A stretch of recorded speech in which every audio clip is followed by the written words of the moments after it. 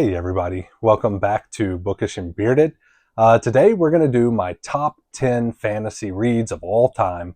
Before we get into it, I want to preface it with, I left off any huge name series, especially ones I read like as an early teenager. So those being like Lord of the Rings, The Hobbit, Wheel of Time, Discworld, uh, Harry Potter, like all the enormous books that everybody has read. I didn't want to be in this list. These are more recent books, a little less known books. I mean, they're still going to be big, but not quite Lord of the Rings ones that like kind of founded fantasy. And I'm also going to include, a lot of people don't include Romantasy from what I've seen in their videos. I consider that fantasy, as well as all subgenres of fantasy. So epic fantasy, high fantasy, dark fantasy. This is just my top 10 fantasy books of all time. And it's going to be in no particular order because with my top 10, I mean, there's a clear number 1 and 2.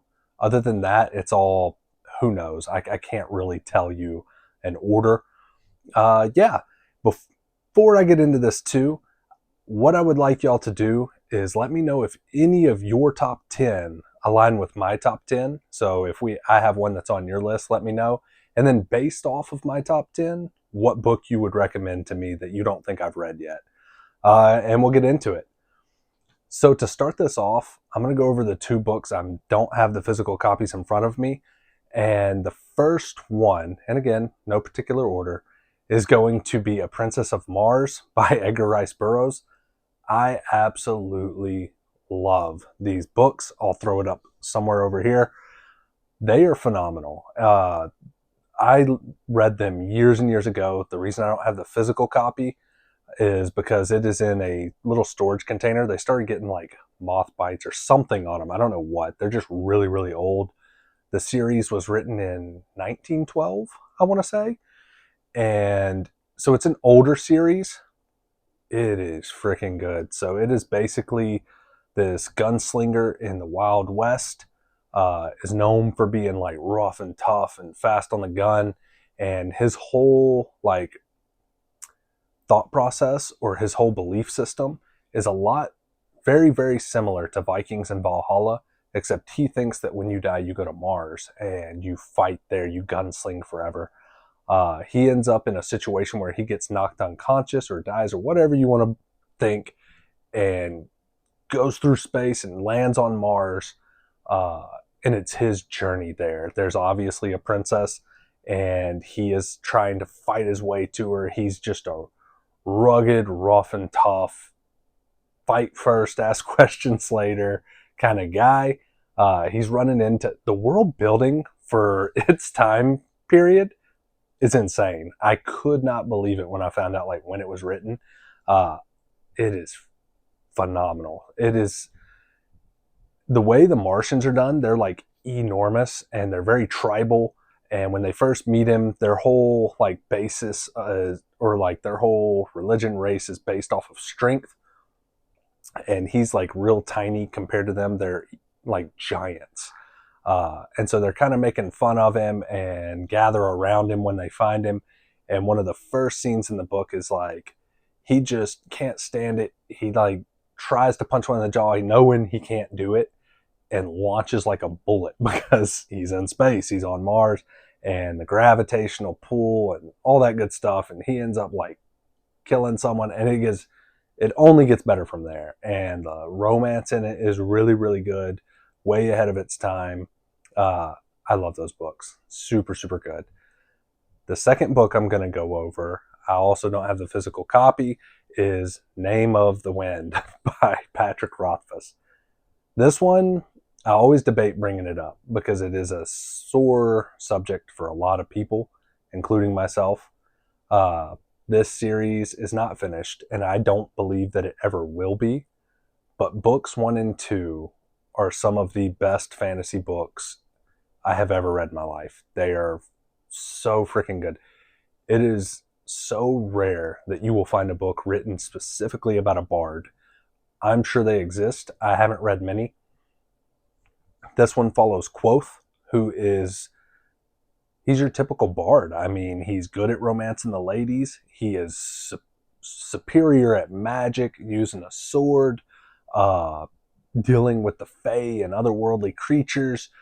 His It's so good, and the world building in it is tragically good. It is so well written. It makes me think of like those old like Shakespearean plays where it's like telling a sad story about a musician's life and how he overcame adversity and everything he's dealing with in his life, and it all made him the warrior that he is.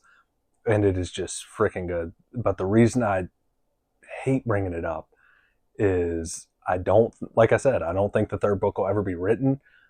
Patrick Rothfuss, he may write the last one, and if he does, I'm gonna read it, but I'm not gonna be happy about it. But I have to know how the story ends, and part of why I'm so upset is I've been on a cliffhanger for 14 years, something like that. Uh, so don't go. It's in my top 10. I do recommend it if you know what you're getting yourself into. I don't recommend it if you don't want to read a series that may never finish. But that being said, it is one of the best fantasy books I have ever read. The character development, world building, atmosphere, and just the pure tragedy in it it's beautiful. Such a good book. Next is if it's not my favorite series of all time, it's second by just a hair, and it is The Legend of Drizzt by R.A. Salvatore. Homeland is the first book in the series. I've talked about it before, but for those of you new to the channel, this book, it is my Roman Empire as far as fantasy goes. It's what got me into reading originally. Back when I was 18 and joined the military, whether it was Afghanistan, Europe, airborne school, wherever I was reading these because another soldier introduced me to it, and it helped me get through a lot of tough times. And it just, the rereadability on these, because there's so many, there's 39, 40 in the series, it's huge. But the rereadability for me was just second to none. It's the only book I've probably ever reread more than 4 or 5 times. One of my favorite series of all time. For those of you that don't know, Critical Role or Dungeons and Dragons, not Critical Role, Dungeons and Dragons is, a lot of the worlds and characters are based off of these books. This first book is about a drow or dark elf named Drizzt. He's from this world called, I'm not going to pronounce it right, Menzoberranzan, I think is how you say it. And his struggles with being born into a world based off deception, thievery, murder, even their government is based off of like being able to kill someone without being caught, and then you take over their ranking system. It's just like a super satanic and demonic world he lives in. But he is born pure of heart, and his conscience is always just like killing him, and he doesn't know that there's a world above. And when he finds out, he tries to escape the tunnels and get out of there. But it's basically him being raised in this like crazy murderous world. He ends up being one of the best with blades. They train him from birth, and he is phenomenal with a blade, but doesn't want to kill. And they see that as a weakness, but every time they try and like off him because of his weakness, they get defeated. And it's just a pure like hero. He embodies a hero so well. And these books, every single book I thought was phenomenal, and they only get better. He gains a bunch of companions along the way, including his cat Guinevere. And his arch rival in these is probably one of my favorite nemesis or arch rivals in any book I've ever read. He is a rogue, and he is just as good as Drizzt in every way, shape, and form. They're equals, except he is pure evil embodied. I can't say enough about these books. If you've never read them and you want to get into a world where you're just going to like be reading for months, and just like really enveloped in pure fantasy world building, these are the books for you. And they like I said, I could talk forever about each individual book. The whole series is insanely good. This next book may come as a surprise to some of you, may not if you've been watching my channel. It is Throne of Glass by Sarah J. Maas. Uh, God, these are freaking good. My wife got me to read this series along with a lot of Sarah J. Maas's work. And I absolutely fell in love with Romantasy, and these books are so good. These are as close to Romantasy as you can get while still being primarily fantasy. It's not as heavy as something like Akatar as far as the romance goes. It's more of a subplot than romance. I think that these are so well written. A lot of the surprises I didn't see coming. A lot of the endings. It's a big series too. It's 8 books. There's only it's 8, and there's only 2 that I kind of struggled to get through. But it's because it was a tandem read, and each book was enormous. Other than that, every book was like a 4 or 5 star read.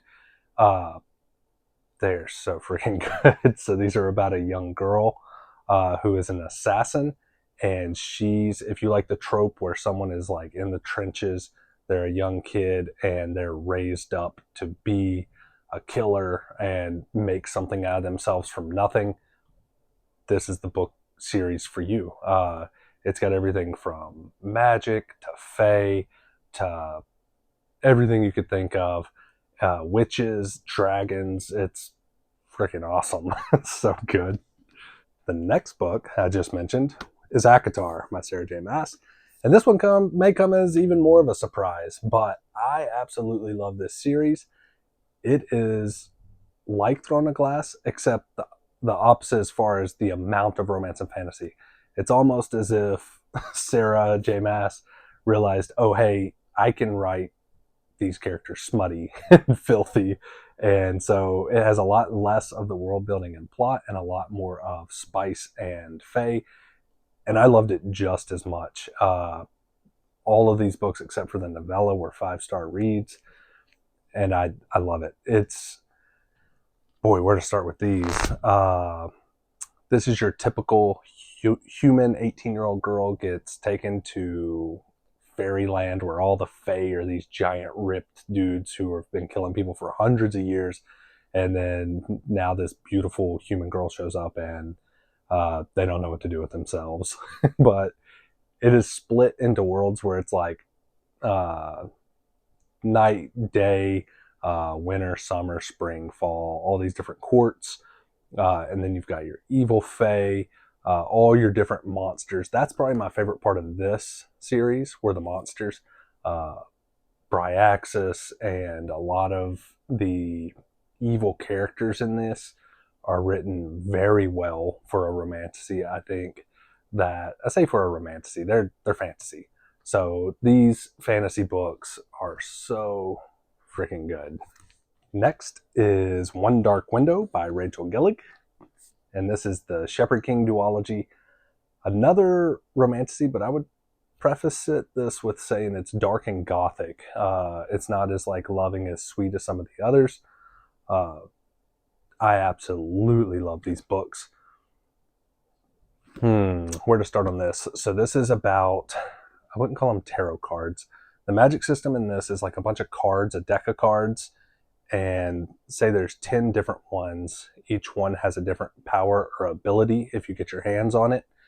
But for each ability, it has a negative effect. You just don't know when it will happen.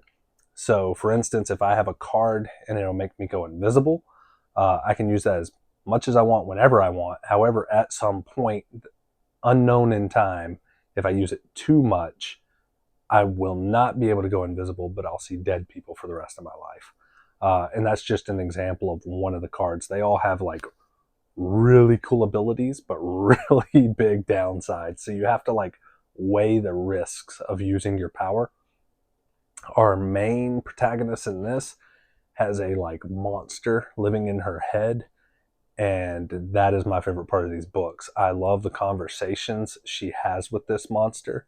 I love their banter and the sway they have on each other, really. How she'll, I don't want to give too much away, but just their banter and the way they kind of help each other along the way, even though they're kind of stuck together, is really, really cool. Very dark, very gothic, a little spicy, and it's one of my favorite, probably my favorite duology of all time, because I don't know many. Next is Caraval, if you're seeing a pattern. This is by Stephanie Garber. Uh, each one of these romantasies is way different, though. This is a YA one, and it is very Alice in Wonderlandy. It is super trippy, like crazy trippy, and I loved it. The whole trilogy is insanely good. Our main character goes to this world where if you win this game, you get a wish. You're granted a wish that basically do anything you want it to. But once you enter this world, you don't know what's real and what's fake. And they even tell you that going in. Like, once you get in there, you won't know what to believe, what's real, what's fake, uh, what's happening. And so even going in, you're like, oh yeah, once I get in there, I'll know what's going on or what's fake. But they, they tell you you're not, and they don't. They get in there and they start questioning everything, what's real, and the line they walk in these books of like, what's going on. It's almost like a trippy murder mystery trying to get a wish.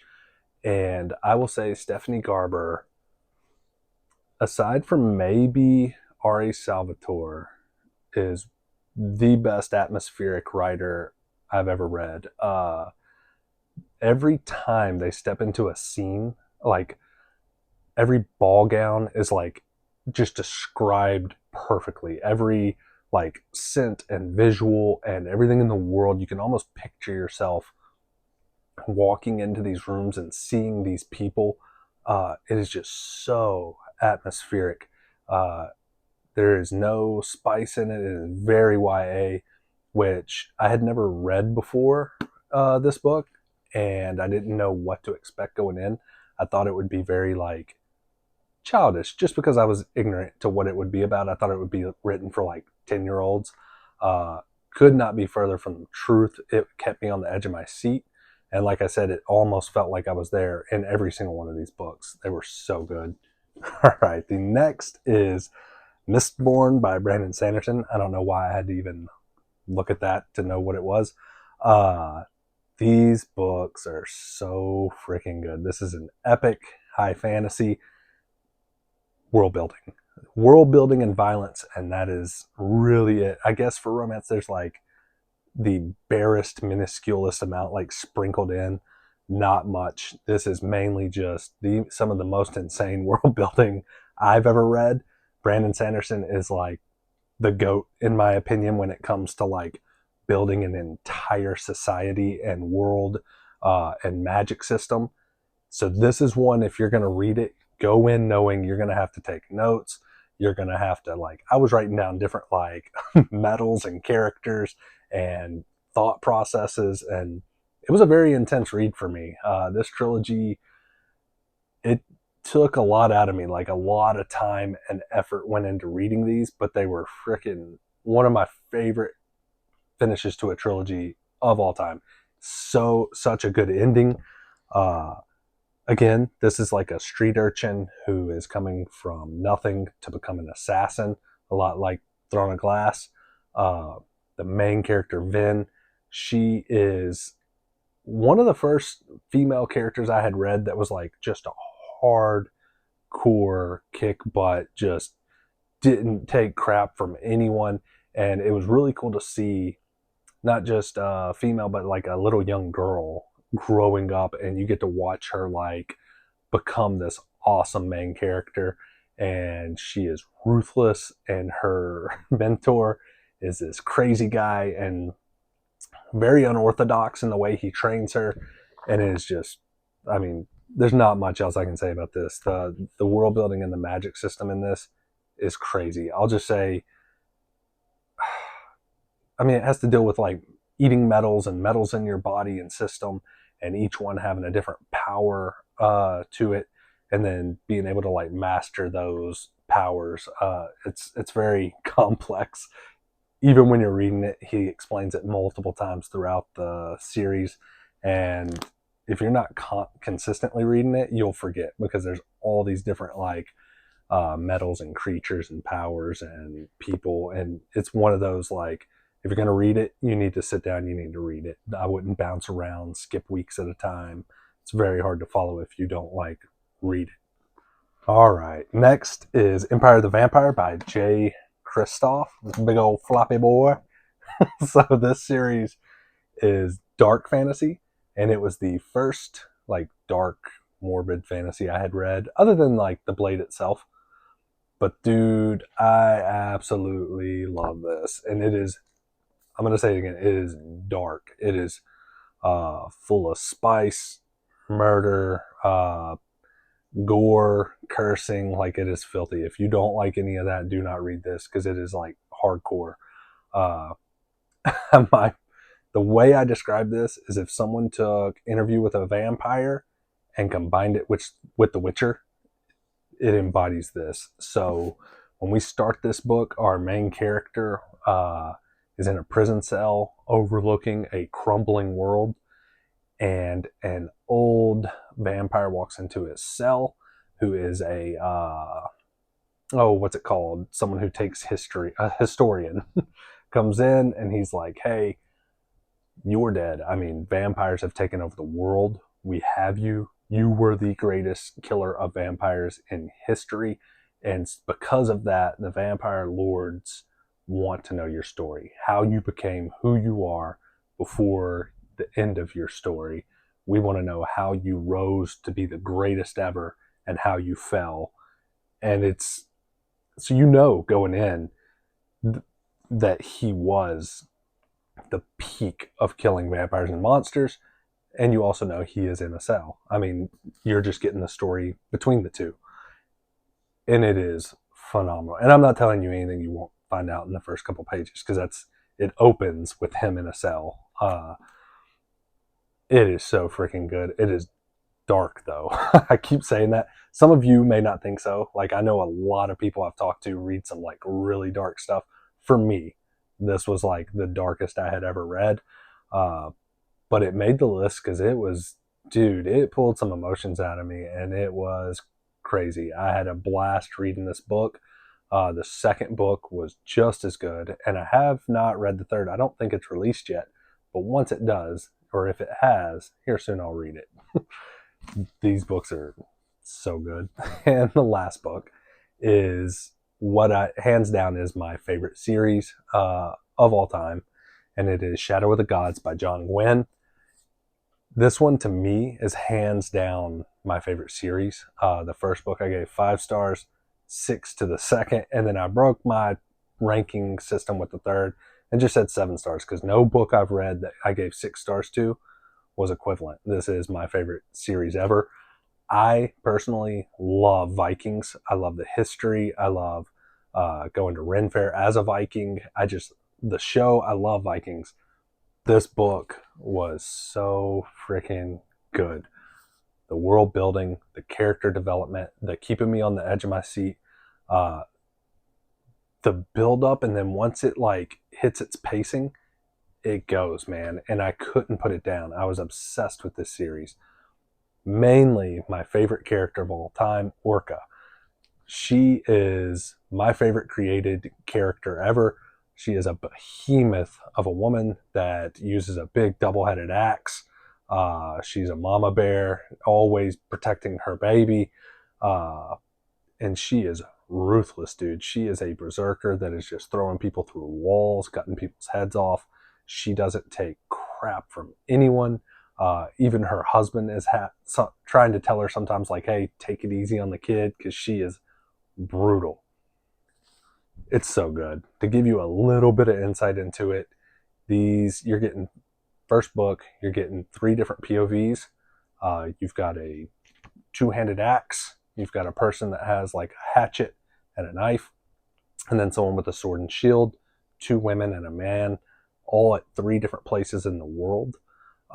They are Vikings. They're used to shield walls, going to the mead hall, talking about Ragnarok and their gods and all this stuff, telling saga tales about like the great heroes that used to be.